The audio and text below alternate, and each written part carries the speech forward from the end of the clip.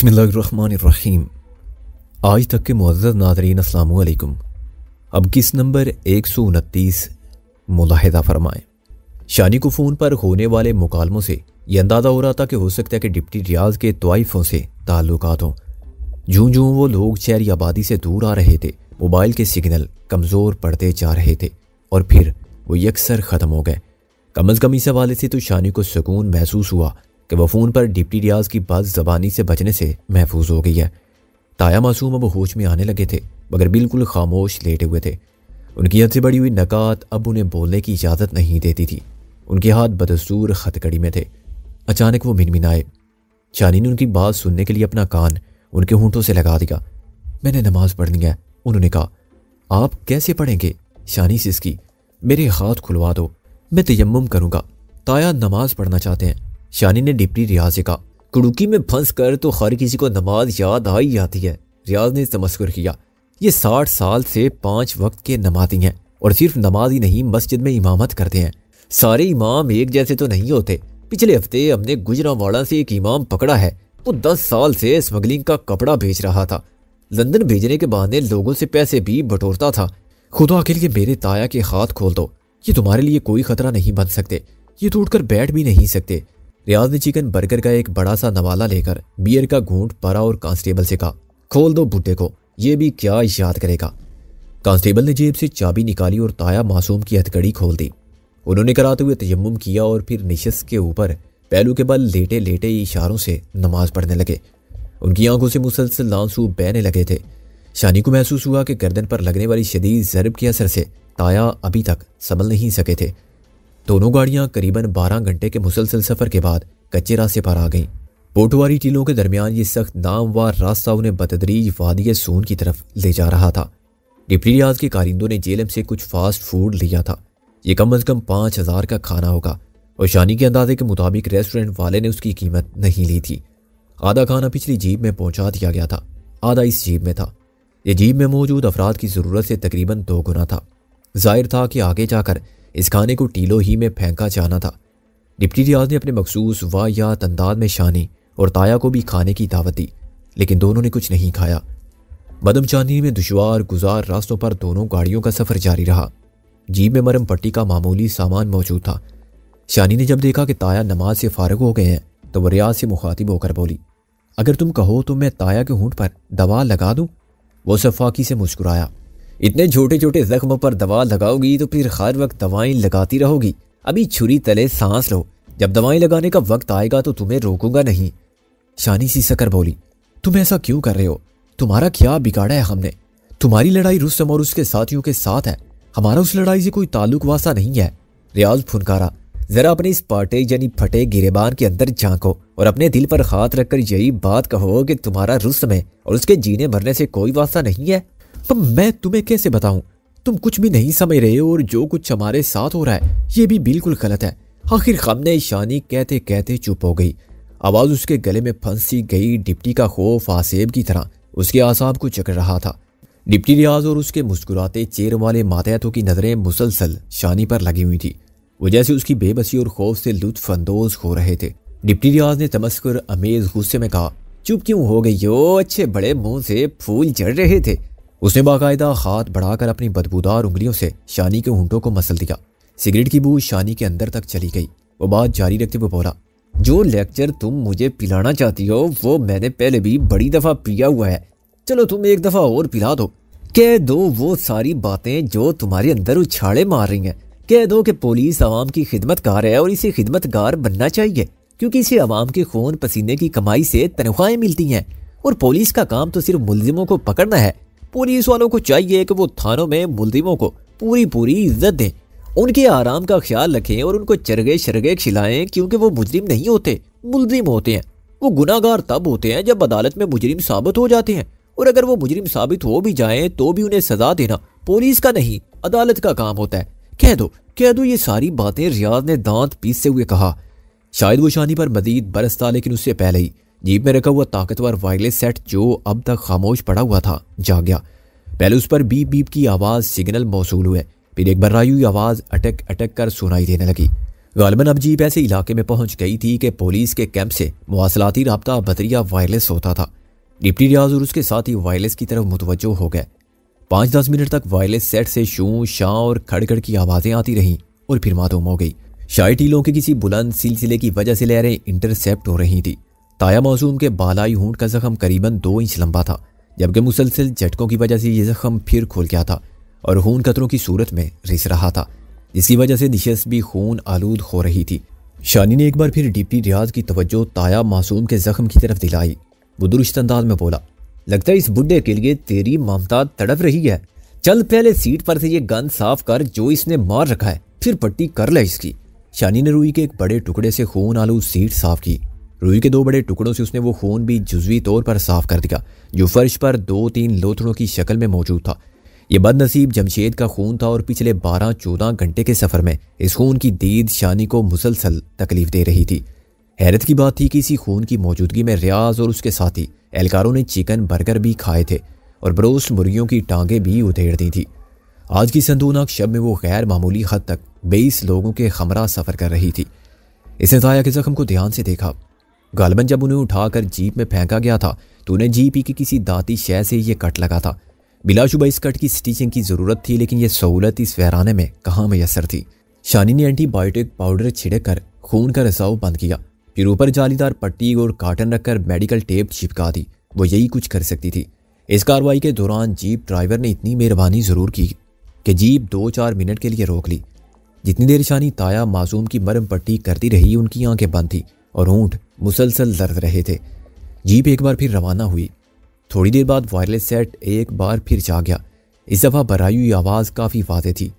शानी ने अंदाज़ा लगाया कि वही इंस्पेक्टर है जो वड्डे डेरे पर होने वाले ऑपरेशन में शामिल है और जिसके बारे में मोबाइल फ़ोन पर एक दूसरे मातहत मुख्तार ने रियाज को इतलात दी थी। इंस्पेक्टर की आवाज़ में हल्की सी घबराहट थी। वो बोला, जनाब एक गड़बड़ हो गई है यहाँ। क्या नया सियापा डाला है?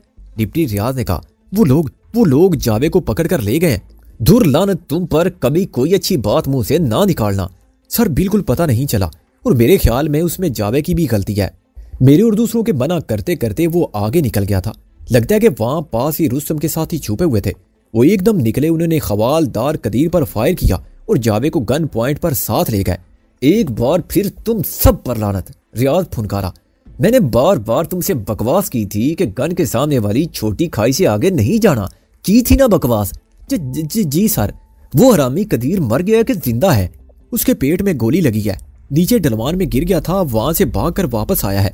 चलो उसके वापस आने की बहुत बहुत मुबारक हो। अपने साथियों में से कोई मीठा वगैरह बांटो, ढोल शोल बजाओ। मैं भी अभी आकर उस जश्न में शरीक होता हूँ। सर बस गलती होगी।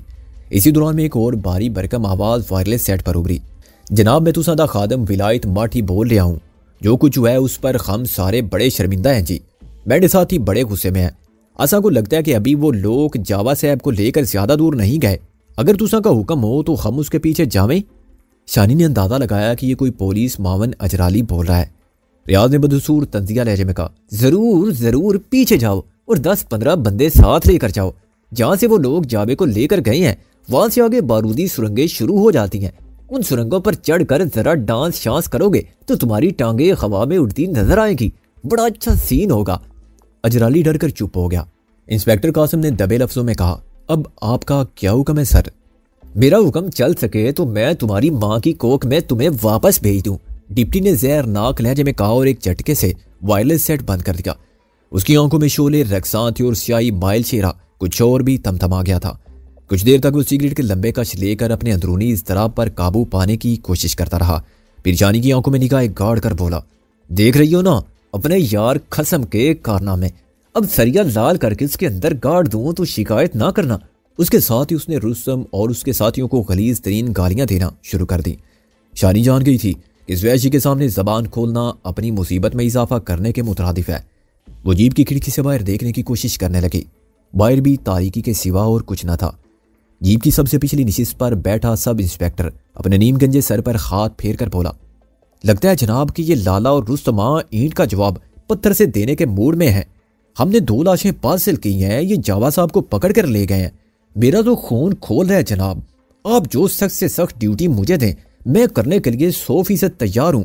सब इंस्पेक्टर के गले की रगें फूल गई थी। अंदाजा होता था कि पकड़े जाने वाले जावा नामी शख्स से सब इंस्पेक्टर का करीबी ताल्लुक था। 2 दीगर एहलकारों ने भी नीम गंजे सब इंस्पेक्टर की खां में खां मिलाई। उनकी बातों से शानी को अंदाजा हो रहा था कि ये जवाद उर्फ जावा नामी बंदा अपने साथियों में काफ़ी मकबूल है। वो कोई पहलवान नुमा शख्स था और 2-4 बंदों के लिए उस पर खाली हाथ काबू पाना मुमकिन न था। शानी के अंदाजे के मुताबिक उस शख्स का ओहदा इंस्पेक्टर के लगभग था। नीमगंजा सब इंस्पेक्टर जावा साहब कहकर बुला रहा था, जबकि जीप में मौजूद एक सादा पोश इंस्पेक्टर उसे जावा कह रहा था। हेलीकॉप्टर फड़फड़ाता उनके सरों पर से गुजर गया। डिप्टी रियाज खिड़की का शीशा उतार कर हेलीकॉप्टर का रुख देखने लगा। दीगर एहलकार भी तारीक आसमान की तरफ देखने लगे। डिप्टी रियाज ने गूंजदार डकार ली, फिर 2 मिनट के लिए जीप को रुकवा कर उसने झाड़ियों में खड़े खड़े पेशाब किया। 2-3 एहलकार भी झाड़ियों के पीछे हो चल हुए। ताया मासूम ने गुनूदगी की कैफियत में बड़बड़ाते हुए कहा, शानी पुत्र, इज्जत व आबरू से बड़ी कोई चीज़ नहीं। कोई बुरा वक्त आया तो हंस कर जान दे देना। शानी ने झुककर अपना सर उनके सर से लगाया और सिसकी, आप बेफिक्र रहें ताया। ताया मासूम चंद सेकंड खामोश रहे, फिर होले से बोले, रुस्तम की वजह से तेरी जिंदगी तबाह हो गई धी रानी। नहीं ताया नहीं। शानी ने बेकरारी से नफी में सर हिलाया, वो तो खुद मेरी वजह से आग में कूदा है। ताया एक लंबी सांस लेकर रह गए। उन्होंने जैसे एकदम बहस का इरादा तर्क कर दिया। अपना जख्मी हाथ उन्होंने होले से शानी के सर पर रखा। शानी पुत्र, इन लोगों ने अब मुझे जिंदा नहीं छोड़ना। दिल में एक ही परेशानी है, मेरी मैयत खराब ना हो। कुछ नहीं होगा ताया, सब ठीक हो जाएगा। शानी ने सिसक कर कहा और उनकी सफ़ेद दाढ़ी पर हाथ फेरा, मैं आपको कुछ नहीं होने दूंगी। शानी का दिल चाहा कि अपने जख्मी ताया को अपने बाजुओं में समेटे और उड़कर कहीं दूर, बहुत दूर ले जाए। इसी दौरान में रियाज दंदनाता हुआ वापस आ गया। ओ ये क्या खिचड़ी पक रही है ताया भतीजी में। नीमगंजे सब इंस्पेक्टर ने शानी को डांट कर कहा कि वो ताया मासूम से दूर हटकर बैठे। फिर रियाज की शाह पाकर उसने शानी को बाकायदा बाजू से खींचकर मासूम अली से दूर हटा दिया। रियाज ने अपनी बालों भरी कलाई बोड़ कर दस्ती घड़ी पर निगाह दौड़ाई और ड्राइवर से मुखातिब होकर बोला, ओए अच्छू, अपनी इस माँ की स्पीड जरा तेज कर। ड्राइवर अच्छू ने इताअतमंदी से इस बात में सर हिलाया। जीप जो पहले ही नामवार रास्ते पर बुरी तरह उछल रही थी, अब मजीद उछलने लगी। शानी पिछले 10 घंटों से मुसलसल झटके खा रही थी। इसके जिस्म का जोर जोर दुखने लगा था, लेकिन वो कम अज कम जख्मी तो नहीं थी। ताया मासूम जख्मी थे। खास तौर से गर्दन की चोट उन्हें बहुत अजियत दे रही थी। ताया की अजियत के ख्याल ने शानी को अपनी अजियत भुला दी। शानी के सर पर बेरहम आसमान था और नीचे संगलाख जमीन। आसमान और जमीन का दरमियानी कलाबा वादी सून की पुरंदेश तारीकी से भरा हुआ था। ताकतवर जीप इस तारीकी का सीना चीरती, उछलती, कूदती एक खतरनाक मंजिल की तरफ बढ़ती चली जा रही थी। शानी ने अपनी कलाई की सिल्वर कलर की घड़ी की तरफ देखा। सुइयां रात 3 बजे का वक्त बता रही थी। रुस्तम ने लालटेन की लो थोड़ी सी ऊंची की और दीवार से टेक लगाकर घड़ी की तरफ निगाह दौड़ाई जो 3 बजे का वक्त बता रही थी। डेरे के इस कमरे में रुस्तम के अलावा शाह, काठिया और हौजा वगैरह मौजूद थे। मुराद और उसके 2 साथी भी एक तरफ बैठे हुए थे। करीबन 6.5 फुट का एक नहायत हट्टा कट्टा मजबूत शख्स सामने लोहे की एक कुर्सी से बंधा हुआ था। उसे बांधने के लिए सन की वही रस्सियां इस्तेमाल की गई थी जिनसे बाकर और हीरा की लाशें गधों की पुश्त पर बांधकर डेरे पर पहुंचाई गई थी। यह हट्टा कट्टा शख्स सियालकोट, पसरूर और गुजरांवाला का नामी ग्रामी बदमाश जावा था। शुरू में यह देहाती जबरदस्त किस्म का लठबाज और कुलाड़ी बाज था। बाद में वो लाहौर आया और पुलिस में भर्ती होने की कोशिश की। उसे ट्रैफिक पुलिस में कांस्टेबल की नौकरी मिल गई। अपने ऊंचे कद की वजह से वो चौक में खड़ा एक जिन की तरह दिखाई देता था। लोग उसको खौफ हमें दिलचस्पी से देखते हुए गुजरते थे। फिर एक दिन ये हुआ कि वो अपनी ड्यूटी पर 5 मिनट की ताखीर से पहुंचा। माल रोड के चौक में खड़े एक सार्जेंट ने देर से आने पर उसे सख्त सुस्का और गाली दे दी। जावा ने याओ देखा ना ताओ और सार्जेंट पर पल पड़ा। सैकड़ों लोगों ने कांस्टेबल की हाथों सार्जेंट की पिटाई का यादगार तमाशा देखा। नतीजा ये हुआ कि ना सिर्फ जवाद उर्फ जावा की पेटी उतर गई बल्कि उसे 1 साल की कैद भी भुगतना पड़ी। 1 साल की कैद से वही कुछ हुआ जो अक्सर होता है। जावा जो कच्चा पक्का बदमाश था पूरा बदमाश बनकर जेल से निकला। उसने सियालकोट और इर्द गिर्द के इलाके में थड़थली मचा दी। दर्जनों लोगों के हाथ पांव तोड़े और बेशुमार वारदातें की। उसकी वारदातों का निशाना ज़्यादातर देहाती इलाके ही थे। उसे जावा सिपाही और जावा खड्डी तोड़ जैसी खिताबात भी दिए जाते थे। लाठी और छुरी वाली लाठी चलाने में उसका कोई सानी ना था। फिर एक रोज़ गैर मुतवक्के तौर पर यूं हुआ कि जावे को दोबारा पुलिस में भर्ती कर लिया गया। इस मरतबा वो ना सिर्फ क्राइम पुलिस में गया बल्कि ना जाने किस तरह डायरेक्ट ASI भर्ती हो गया। शायद मुकामी बदमाशों से निपटने के लिए सियालकोट पुलिस को किसी बदमाश की ज़रूरत थी। यूं दादागिरी की क्वालिफिकेशन जावे के काम आ गई। पुलिस में आने के बाद भी जावा बदमाश का बदमाश ही रहा। वो डिप्टी रियाज के करीबी साथियों में से था और सफाकी में खूब नाम कमा चुका था। जावे को करीबन 1 घंटा पहले मुराद और उसके 4 साथियों ने पकड़ा। जावा बेखौफी का मुजाहरा करते हुए अपनी पोजीशनों से काफ़ी आगे निकल गया था। एक और बंदा भी उसके साथ था।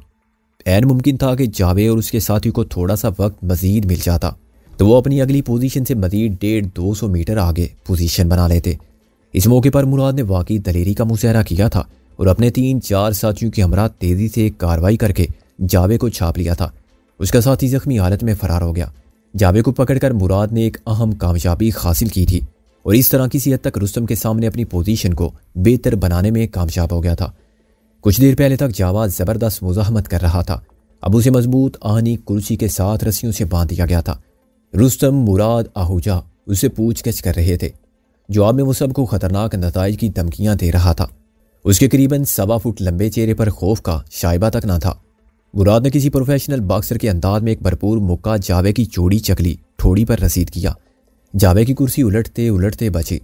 मुराद ने उसके गुंगरियाले बाल मजबूती से अपनी मुट्ठी में जकड़े और बेरहम झटका देकर फुंकारा, बकवास करेगा या गर्दन तुड़वाएगा? बोल, टोटल कितनी गन्ने हैं सामने वाली पोजीशनों पर? तुझको बताया तो है कि मैंने कभी गिनी नहीं, और गिनी होती तो भी तुम्हें ना बताता। जावा खून थूक कर बोला। उसकी आवाज़ भारी और लहजाते आती था। अच्छा ये बता दे, वो बूली कुत्ता रियाज कहाँ है? मुराद ने पूछा। रियाज साहब से तुम्हारे मिलने की तमन्ना बड़ी जल्दी पूरी होगी और बड़ी चंगी तरह पूरी होगी। अब ज़्यादा देर इंतजार नहीं करना पड़ेगा, वो एतमाद से बोला। मुराद ने एक बार फिर उसकी ठोड़ी पर मुक्का रसीद किया। इस मरतबा मुक्के में ज़्यादा ताकत थी। जावा कुर्सी समेत उलट गया। उसके गिरने से एक बड़ी लालटेन चिकना चूर हो गई और जावे की टांगें खड़ी हो गई। 3 अफराद ने मिलकर उस करांटील को बामुश्किल सीधा किया। उसका निचला ऊँट फट गया था और खून उसकी ठोड़ी से टपकने लगा था। वो वहशत अमेज़ अंदाज में बोला, बांध कर मार रहे हो, अकेले से अकेला हो, अगर प्यू के हो तो।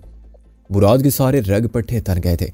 उसे अपनी कमीज उतार कर फेंकी। उसका कसरती जिस्म बशलों की रोशनी में दबकने लगा और रुस्तम की तरफ देकर पुकारा, खुलवा दो इस हरामजादे को, मैं इसको अकेले से अकेले का मता चखाता हूँ। मुराद की साफर के साथ ही जावे की आंखों में शोले भड़कने लगे।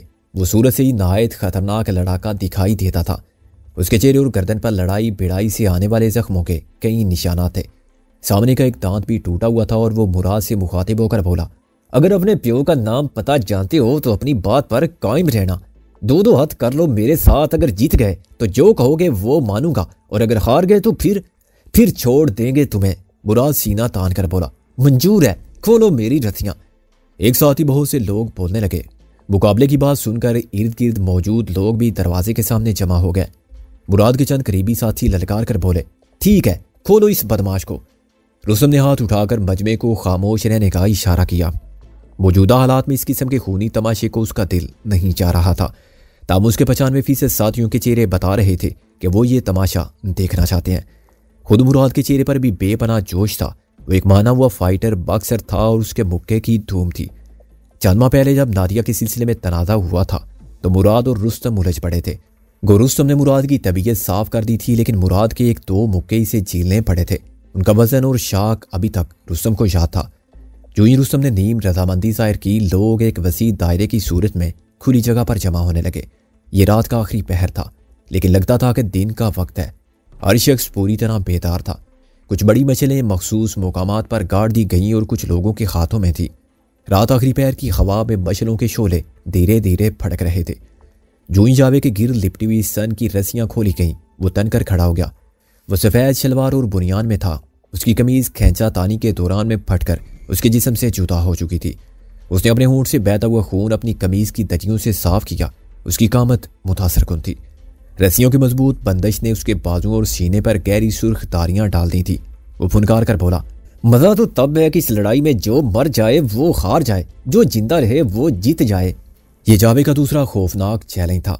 ऐसा चैलेंज वही करता है जिसे अपनी बेपनाह सलाहियत पर भरोसा होता है। मुराद एक सेकंड के लिए मुतज़ब्ज़ब नजर आया, लेकिन अगले लम्हे वो सीना तान कर खड़ा हो गया और दहाड़ कर बोला, ठीक है, जो हार गया वो मर गया।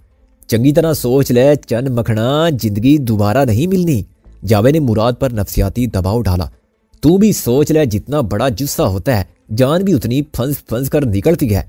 अपने चमचों कड़ीचों को समझा ले अच्छी तरह, ये ना हो कि तू मरने लगे तो इनकी ममता जाग जाए और वो बीच में कूद पड़े। इस मामले में तू बेफिक्र है, मुराद ने जहरीले लहजे में कहा। हमारे दरमियान कोई नहीं आएगा। जावेद ने इर्द गिर्द मौजूद हुजूम पर एक तायराना नजर डाली। लोगों के चेहरे तमतमाए हुए थे। उन्होंने कुछ देर पहले अपने दो साथियों की हसरतनाक लाशें देखी थी, जिन्हें गधों पर बांधकर यहाँ भेजा गया था। अब वो सब जावेद को भी एक कटी हुई लाश की सूरत में देखना चाहते थे। जावेद ने रुस्तम की तरफ देखा और पूछा, हथियार कौन सा होगा? इसका मतलब था कि लड़ाई में कौन सा हथियार इस्तेमाल किया जाएगा। रुस्तम ने मुराद की तरफ देखा। वो जल्दी से बोला, हथियार कोई नहीं होगा, हम खाली हाथ लड़ेंगे और मैं खाली हाथों से ही तेरी खोपड़ी तोड़ दूंगा। ये क्या बात हुई? ये जिंदगी मौत की लड़ाई है, ये खाली हाथ नहीं हो सकती। नहीं, खाली हाथ होगी। और हरामजादे, मेरा वादा है तुझे मरने में कोई दिक्कत नहीं होगी। मुराद ने अपनी कलाइयों को वार्म अप करते हुए कहा। जावा मुस्कुराया तो उसके टूटे हुए दांत का खला नुमाया हो गया। मैं इतना खोता नहीं हूं जितना तू समझता है। क्या मतलब? मुराद का लहजा कड़ा था। तू कराची का माना हुआ बॉक्सर यानी बॉक्सर है। मैं पेशाब करता हूं तेरी बॉक्सरी पर। यह लड़ाई हथियार के साथ होगी। तेरा जो दिल चाहे वो हथियार चुन ले, मैं तैयार हूं। मुराद का रंग फीका पड़ गया। उसकी असल ताकत उसकी शानदार मुक्केबाजी में थी, लेकिन जावा तो उससे ज्यादा अय्यार था। वो इस लड़ाई के लिए हथियारों की तरफ जा रहा था। मुराद ने सवालिया नजरों से रुस्तम की तरफ देखा। रुस्तम ने पूछा, तू कौन सा हथियार चाहता है?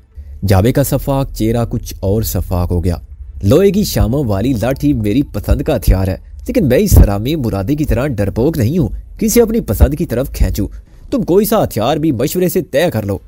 मुराद की आंखों में शोले रक्स कर गए। वो गरजा, ठीक है, लाठी कुल्हाड़ी बर्छा जो दिल चाहे ले आओ, मैं तैयार हूं। उसने अपनी पतलून के पांचे उड़से और जोगर उतार कर दूर फेंक दिए। मजमे में सनसनी की लहरें दौड़ गईं।